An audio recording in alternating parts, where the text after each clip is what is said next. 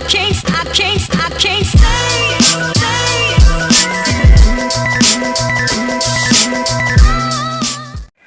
Now, first and foremost, I can't express my gratitude enough. You know, it's an extreme honor and privilege to be on this stage before you all.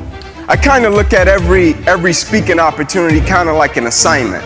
You know, because this is something that I didn't plan to do. As a matter of fact, had no interest in it. But about 10 years ago, I was in a position in my life to where I was a projected first-round draft pick. Had been playing a game of football since I was 7 years old, and I was watching film one day in the University of Tennessee's football complex. And as I'm watching film on the California Bears, my defensive backs coach, a guy by the name of Larry Slade, he comes into the room and he says, "Inky, I got some great news for you." I said, "What is it?" He said, "Man, can you believe you're a projected first-round draft pick? Automatic multimillionaire. I got your paperwork back. I got your grade back from the NFL. The only thing you have to do is play football." I said, "The only thing I got to do is play football." He said, "The only thing you have to do is play football." I drop the clicker, I get up, I run out of the room, I get my phone out, I call my mother and my grandmother, I get them on a three-way, and I said, "Listen," I said, "after this season, we will never struggle again." I said, "We would never miss another meal. We would never have to stand on the curb at Christmas and you all stand behind us and tell us you all just be grateful because we got robbed on Christmas Eve for the one pair of Nike shoes that I did have." I said, "We will never miss another meal again," because I grew up inner city Atlanta in a 2-bedroom home. There was 14 of us living there, and I used to sleep on the floor with roaches and rats, and I didn't sleep in a bed by myself until I went on my official visit to the University of Tennessee, and guys didn't understand why I didn't want to go out. And so you have a host when you go to college visits, and my host came up and he said, "Inky, we're gonna have a big time." And I said, "What is it?" He said, "Man, we're gonna go to a sorority party and we're gonna go to a basketball game." And I said, "Man, if you don't mind, can you please take me to the Marriott?" He said, "Yeah, I'll take you. You wanna go get changed?" I said, "Yeah, can you take me to the Marriott?" We pull up to the Marriott, I'm getting out of the car, and he says to me, he said, "Are you okay?" I said, "Yeah, I'm fine." He said, "Are you sick?" I said, "No, I'm not sick." He said, "You want to stay in the Marriott?" He said, "Man, listen, I don't know if you've ever been to a college sorority party, but I think you need to go. It gets pretty wild." I said, "No, I have no interest." I said, "See, what you don't understand, this is my first time sleeping in a bed by myself, and it's a king size at that. So I don't care about a sorority party." And I get up in that room and I call all of my cousins and my boys back in Kirkwood. That was my neighborhood back in Atlanta. And I said, "Man, you guys got to go to college." All right? They said, "Inky, we don't know about that college." I said, "Yeah, you get your own king-size bed." I thought, that was the route. But anyway, I start my junior season. I'm a highly touted NFL recruit, and I go out my first game, have a great game, interception, big hit. Everything is off to a great start. We get in the second game. We're playing against Air Force. Gets late in the game, about 2 minutes left in the game. And anybody that's ever watched a game of football, when you get 2 minutes left in the game is practically over unless you're playing against Tom Brady or Peyton Manning, right? And so the quarterback drops back, releases the ball down my sideline. A guy catches it. I go to hit him. And as soon as I hit him, it seemed as if every breath in my body left. My body went completely limp, stiffed up. I fall to the ground. As soon as I hit the ground, I blacked out. Never happened to me before. My eyes open. My teammates run over to me. They said, "Ink, get up. Let's rock. Let's go, man." I said, "I can't." They said, "What do you mean you can't? You always get up. Get up. We need you." I said, "I know, man, but I can't move." They said, "What do you mean you can't move?" I said, "There's a shock going from my neck to my toes. I can't feel anything."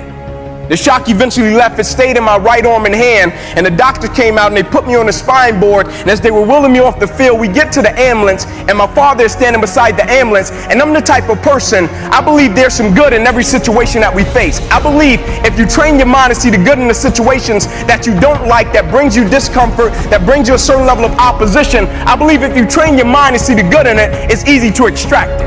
And so I say to my father as I'm lying on the spine board, I said, "Pops, I got him, right?" And he looked back at me, he said, "Yeah, you laid a nice lick on him, but I think you got the worst part of this one." And they put me in the ambulance. They said, "We're gonna take you over to the hospital, run a couple tests, we'll bring you out, we'll tell you what's up." They take me in, they run the test, they bring me back into the room, and when they bring me back into the room, my mother comes in, she kisses me, she prays for me, and she says, "Son, you will be fine." And as she's going to walk out of the room, the doctor came in running from the opposite side, but as he was running, he was screaming. And he was running, he was screaming, he was saying, "Guys, get in here. We got to rush this kid back to emergency surgery. He's about to die." I said, "Die?" I said, "My mom just said, okay." "You said die."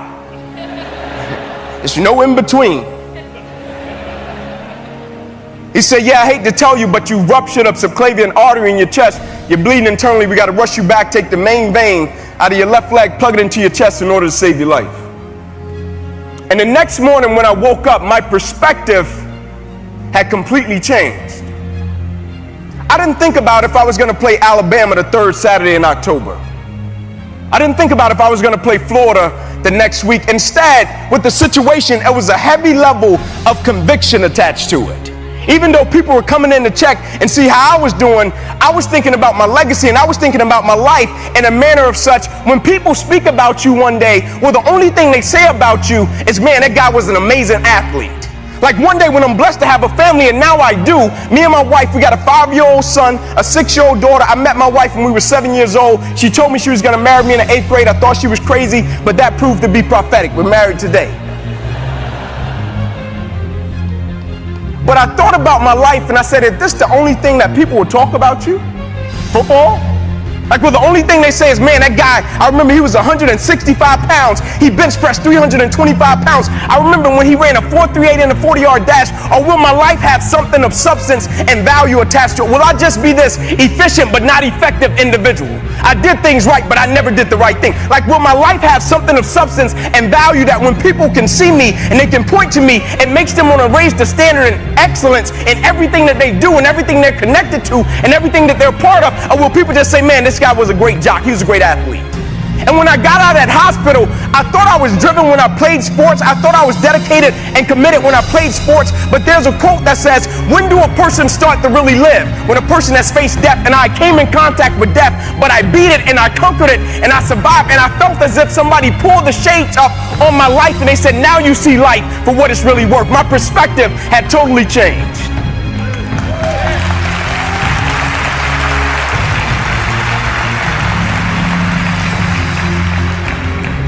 And I went to rehab for my arm for 2 years, 7 days a week, straight.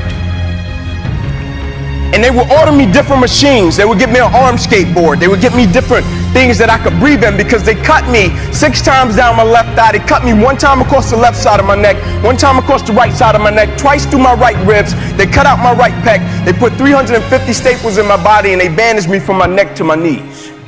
I had to learn how to walk again.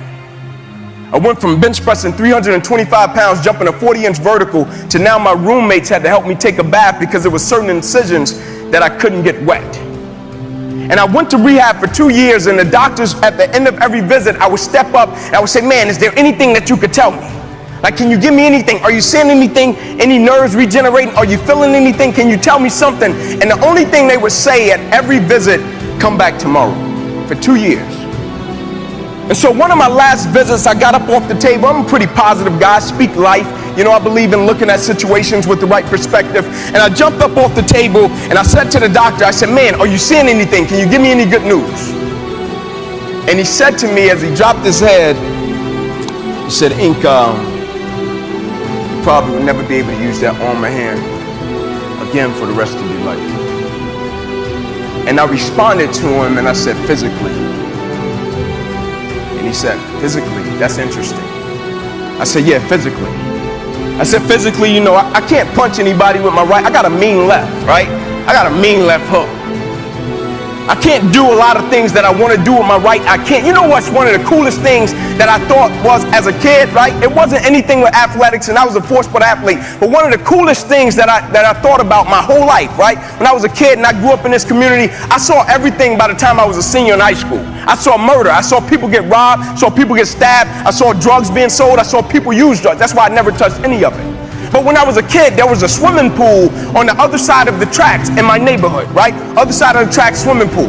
And I would walk past the swimming pool all the time. And the coolest thing in the world to me, not just what's in the world, the coolest thing was when I would see a father and he would grab a kid and he would throw him up and he would catch him. And they would laugh and they would smile, and I would always stand on the fence and I would say, man, I can't wait until one day I have my wife and my children, and I could take him to a pool and I could throw him up and I could catch him and I could see him smile. And when the doctor looked at me and I said, physically, I said, I can't do some of the things that I wanted. I can't throw my kid up like I wanted to in the pool. Like some of the things I can't do. I said, but I could use this arm every day for the rest of my life by the way that I live my life, because I would never let a circumstance or a situation define my life. Adversity is adversity. And the reason I love adversity is because you don't judge a person's character by where they stand when everything is all good. Everybody can stand up and do good when everything is all good. Everybody can smile when it's sunshine. Everybody can do right when everything is going right. Everybody can do that. But everybody can't face opposition, adversity, and challenges and say, I've been waiting on you to come. I'm going to embrace you, and I'm going to figure out a way to use you, because you will never turn me into a different person. You will never make me a person that people don't recognize before the adversity. You ever seen a person that faced something and you don't even recognize them?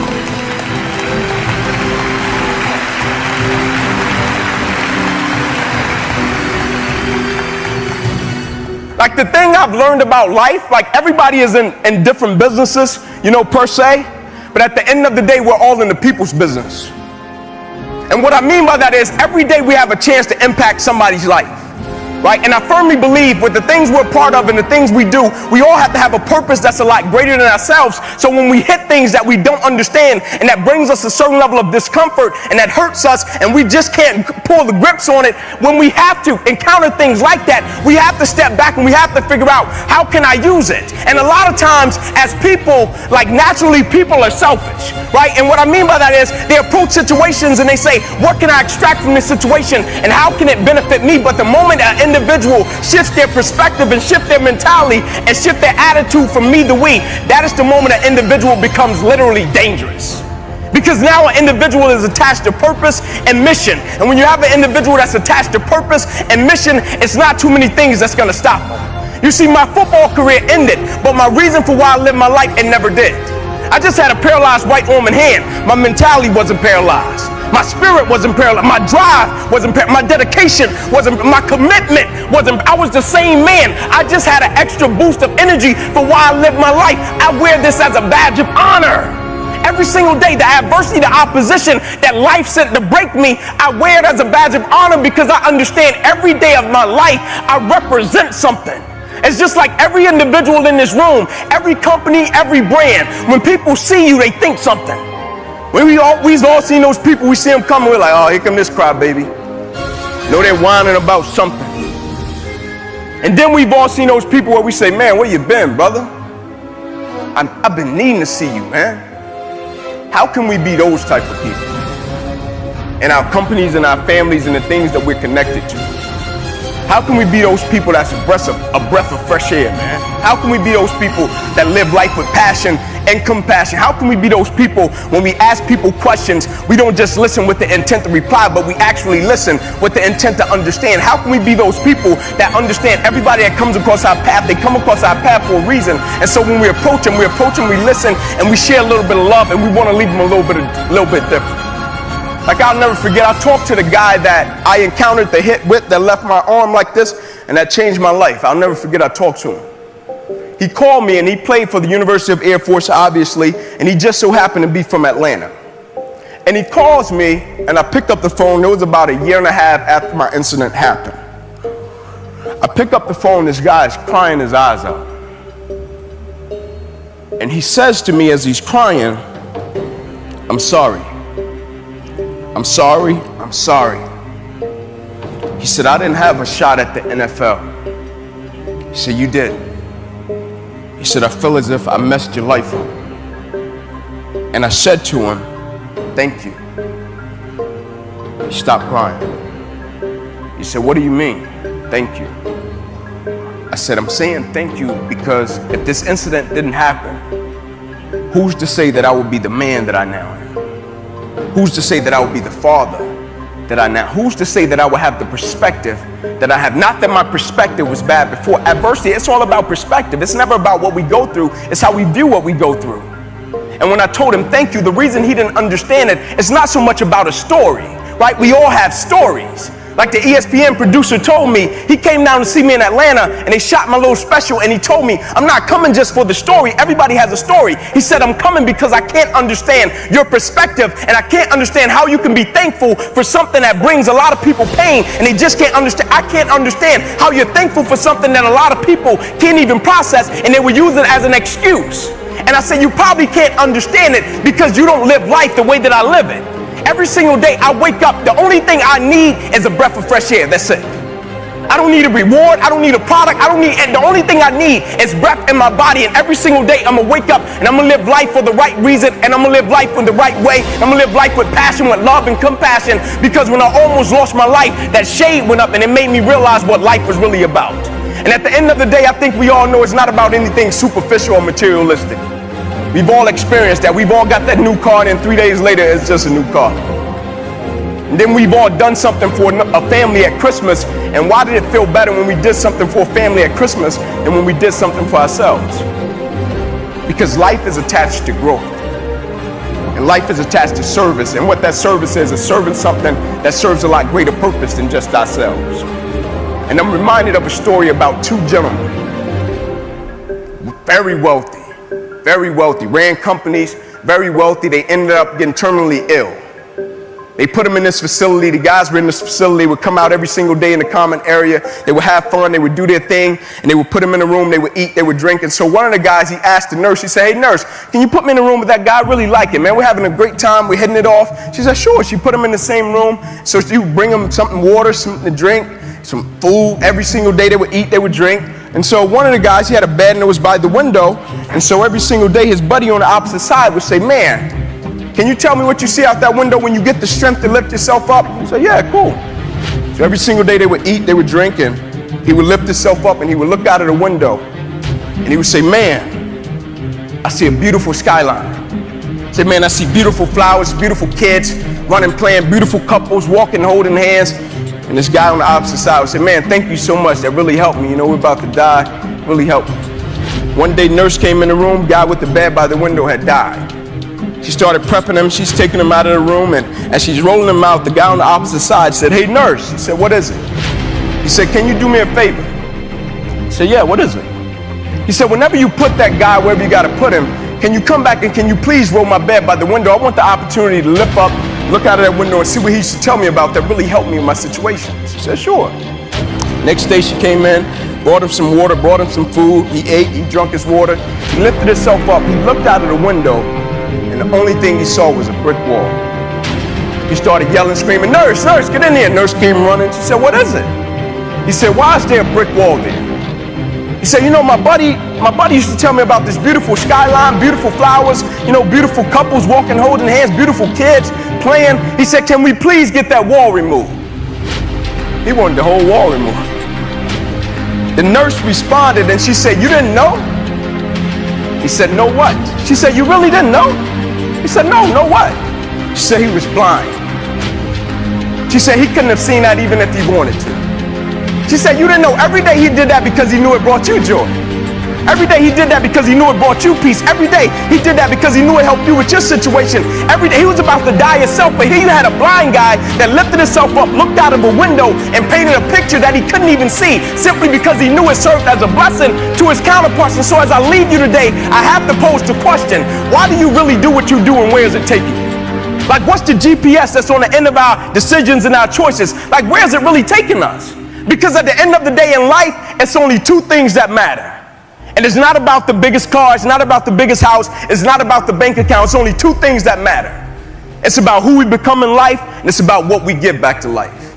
And I don't know about you, but every single day I'm blessed to be above ground. I'm gonna make my time count and I'm gonna give something valuable back to life. Please don't be the people in this world that become a public success, but they're private failures. That's my time. God bless you. Thank you. We appreciate the fact that you stayed with us until the end. Thank you for spending time with us, and don't forget to like this video.